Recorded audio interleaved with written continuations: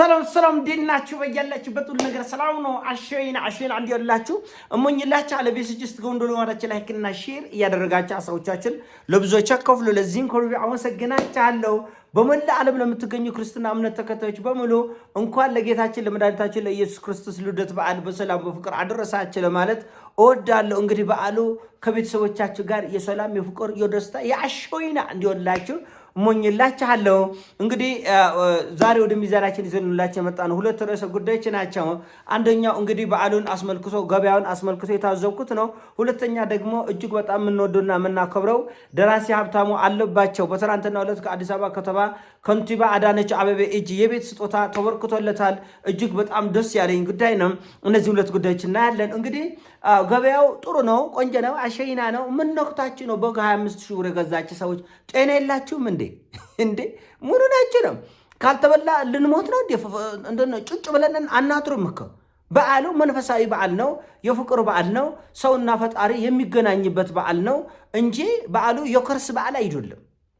ግዴታ አይደለም። አቅሙ ቢኖርህም አታደርጎም። በቃ አንዳንድ ነገሮች እኔ አላደርጎም። ለምሳሌ አላደርጎም። እንኳን 25 ሺህ ብር 18 ሺህ ብር ግዛ ብትለኝ በቃ አልገዛም። 7 ሺህ ብር ቅነሽ ማለት ለምን? እኔስ መግዛት ስለቻልክ ብቻ አይደለም። ገበያውን አጡዞ ድሆች ጭራሽ ዶሮም እንዳይበለው ለማድረግ ነው እንዴ? ዶሮ 2500 ብር 2300 ብር የሚባል ምን ችግር አለ? በአዘቦት ጊዜ ከ1200 ብር የሚሸጥ 1300 1400 ብር የሚሸጥ ዶሮ 2300 ብር የምትገዛው 1000 ብር ጭማሪ ምን ችግር አለ? እናንተ መግዛት ስለቻላችሁ ብቻ እኮ አይደለም። አንዳንዱ ተበድሮም ተቆድሞም ነው። በጣም በሚገርም ሁኔታ አንዳንዱ ተበድሮም ተቆድሞም በግድ እንዴ ልንሞት ነው እንዴ ካልበላን በልኩ ይሁን፣ በልኩ መሆን አለበት። እና እባካችን በዓል ሲገኝ በዓል ሲመጣ 1 ኪሎ ስጋ እኮ ቤተሰብ ሙሉ እኮ ይበላል። 1 ኪሎ ስጋ እንደው ደህና ተደርጎ በቆይ ወጥ ተሰርቶ በደነች በሙስር እኮ በዓሉን አሳልፈ በ15 ሺህ ብር በ13 ሺህ ብር የሚገዛ በግ እኮ 25 ሺህ ብር የምትከፍለው እና ገንዘቡን መጣ አጣችሁ ነው ወይ? በመደበኛው ገበያ 12 ሺህ ብር 13 ሺህ ብር የሚሸጥ በግ ነገ ከነገ ወዲያ ብንበላ ምን ችግር አለ? ዛሬ ልንሞት ነው እንዴ? በልኩ መልመድን መኖርን እንልመደው እና ገበያን ይህን ያህል ማጦዝ መስገብገብ ተገቢ አይደለም። ነጋዴ ጅብ ቢሆን እናንተ ደግሞ እንደዛ መሆን የለባቸው። ነጋዴ ቢስገበገብና ለውከት ቢያጣ እናንተ እንደዛ መሆን የለባቸው። 150 ሺህ ብር ድሮ ቪትስ የሚገዛ ብር 150 ሺህ ብር ለበሬ በመደበኛው ገበያ 90-80 ሺህ ብር የሚሸጥ ነው እና በእርግጥ ሁሉም ነገር በበዓሉ ሲሆን ደስ ይላል። ግን በልኩም ሲሆን ነው ደግሞ በጣም ደስ የሚለው። ጥቂት ሰዎች ከርሳችን ለመሙላትና እንደፈለግን ለመሆን ሲባል ሌላው ምስኪኑ ህዝብ ትንሽ ነገር ተጠቅመው እንዳያልፍ ማድረግ ተገቢ አይደለም እና ብዙ ምስኪኖች አሉ በየቤቱ። እውነት ነው መላቸው በዓሉ ሲያልፍ ብንካፈል ይሻላል። ኮንሰው ከወንድሞቻችን ኮታች በምችለው አቅም ለምሳሌ አደርጋለሁ። ትንንሽ ነገሮች ወደ ሚዲያ ይዘው መምጣት ስድብ ስለሆነ ተገቢ ስላልሆነ ነው እንጂ ወገኖቻችን ጋር እንካፈላለን። በእውነቱ ነው መላቸው ተወሰኑ ከሰዎች መድቤ እየጠየኩ ነው እንኳን አደረሳችሁ። ይሄ ግን ለሚዲያ ፍጆታ ማዋል ህሊና ስለማይፈቅድን እና እንረዳዳ፣ እንደጋገፍ፣ እንተጋገስ ለማለት ነው።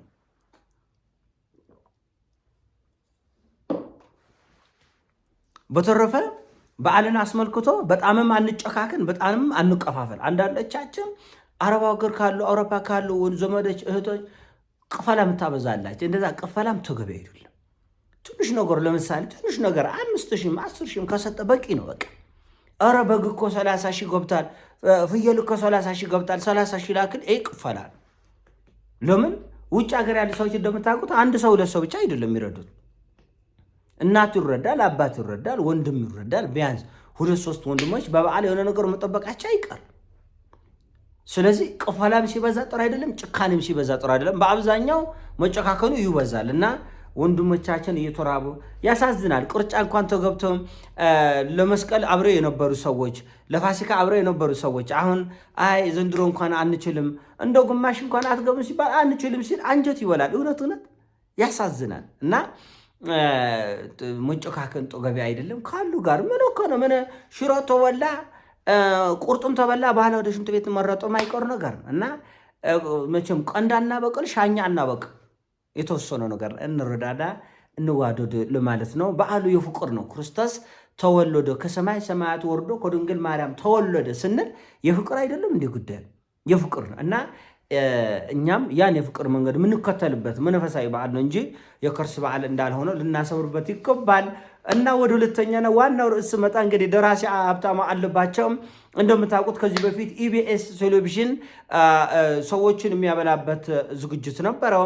በዛ ዝግጅት ላይ እንደምታውቁት ከ15 ቀን በፊት ምናልባት 15 ቀን ወር አይሞላም አይደለም እና ደራሲ ሀብታሙ አለባቸው ያው ፂሙም አድጎ ፀጉሩም አድጎ ሌላ ሰው መስሎ ነበረ እና ተዋናይ ዳንኤል ተገኘ ኢቢኤስ ጋዜጠኛ ተዋናይ ዳንኤል ተገኘ መንገድ ላይ አግኝቶት ሰጥቶት ነበር። ምሳውን በትትና ተቀብሎ ነው የሄደ በፈገግታ። እኛ እንደዛ ስንበሳጭ ስንቆጭ ዳንኤል ተገኘ ቤት ሂዶ ሲያናግረው ምን ችግር አላል?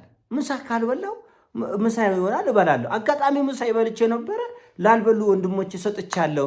ችግር እኮ የለውም ማለት አየህ። የተማረ ሰው ባለቅኔ ሰው ሊቅ ሰው ቢያጣ አይደነግጥ፣ አይርቆጠቆጥ፣ አይርቦደበድ፣ ቢያገኝ አያሽቋልጥ።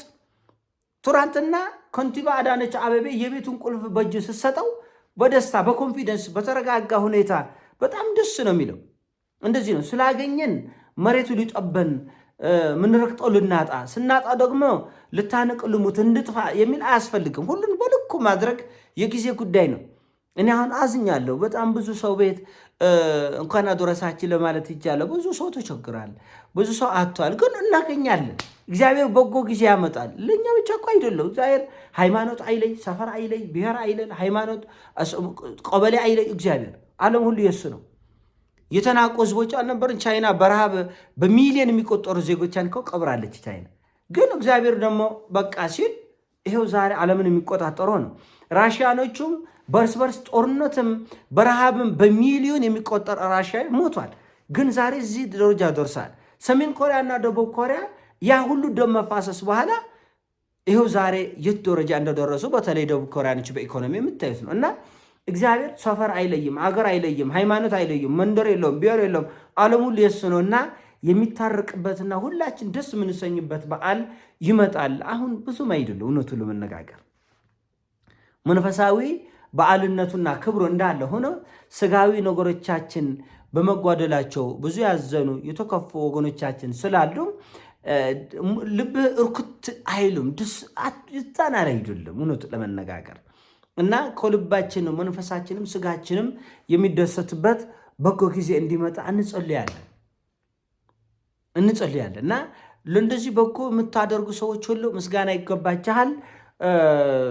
ደራሲዎችን ብቻ አይደለም፣ ወታደሮችን ብቻ አይደለም፣ ሐኪሞችን ብቻ አይደለም።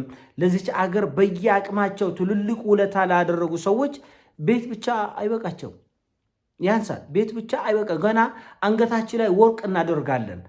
ለዚች አገር ደማችን ያፈሰሳችሁ፣ እጃችሁ የተቆረጣችሁ፣ አይናችሁ የፈሰሰ፣ ደረታችሁ በጥይት የተመታ ለዚች አገር እድገት በፖለቲካው፣ በሳይንሱ፣ በመንፈሳዊ፣ በስነ ጽሁፍ፣ በኪነ ጥበቡ የሚቻላችሁን ሁሉ ያደረጋችሁ በተቻለ አቅም እናንተን ማበረታታት፣ ለአንዳንዶቻችሁ ደግሞ ሐውልት እንተክላለን። ግዙፍ ሐውልት እንደተሰበራችሁ አትቀሩም። የጊዜ ጉዳይ ነው። እየተገደገፋችሁ ከፍ ከፍ እያላችሁ የምትመጡበት ቀን ይመጣል። እስከዛ ልትታገሱ ይገባል። በጎነታችሁ ክብራችሁ እንደምታውቁት ነው።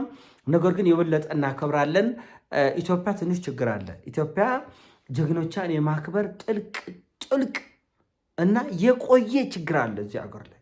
አገራችን በዚህ ጀግኖቿን የማክበር ነገር በጣም ደካማ ነች እና ደራሲ ሀብታሙ አለባቸው ሙሉ ሰው ነው። እውነቱን ለመነጋገር የፖለቲካ ሳይንስ ምሁር ነው፣ ጸሐፊ ነው። በከተማ አስተዳደር ውስጥ ትልቅ ስራ የነበረው እና ያገለገለ ሰው ነው እና በመውጣት በመውረድ ውስጥ ያልደነገጠ ሰው፣ በመውጣት በመውረድ ውስጥ ያልደነገጠ ያስታውቃል። በቃ ያልተነካ ስነ ልቦና፣ ያልተነካ አእምሮ ነው ያለ። ሁሉ ዝግጁ የሆነ ህሊና ሰው ሲኖረው በጣም ደስ ይላል። ደራሲ ሀብታሙ አለባቸው ከሰሞኑን ከተነሱት ጉዳዮች ጋር አስተሳስሮ ቆንጆ መጽሐፍ ለአንባቢዎቹ ያስረክባል ያቆርባል ብዬ ተስፋ አደርጋለሁ። በጣም በስብዕናው ተደንቄያለሁ። በእውነቱ የማይሞቀው የማይበርደው የተረጋጋ ሙሉ ሰው ነገሮችን በበጎነት የሚያይዝ ነው። ደግሞ በጎም ነገር ነው የገጠመው። ለዚህ ደግሞ ድምጽ የሆናችሁ መልእክታችሁን አስተላለፋችሁ እና ይህ ጉዳይ የበለጠ ተሰምቶ ከንቲባ ጽሕፈት ቤት ድረስ እንዲደርስ ያደረጋችሁ የሚዲያ ሰዎች ሁሉ ምስጋና ይገባችኋል። በዓሉ የሰላም የፍቅር አንድነት ይሆንላችሁ። ወዳችኋለሁ። ፒስ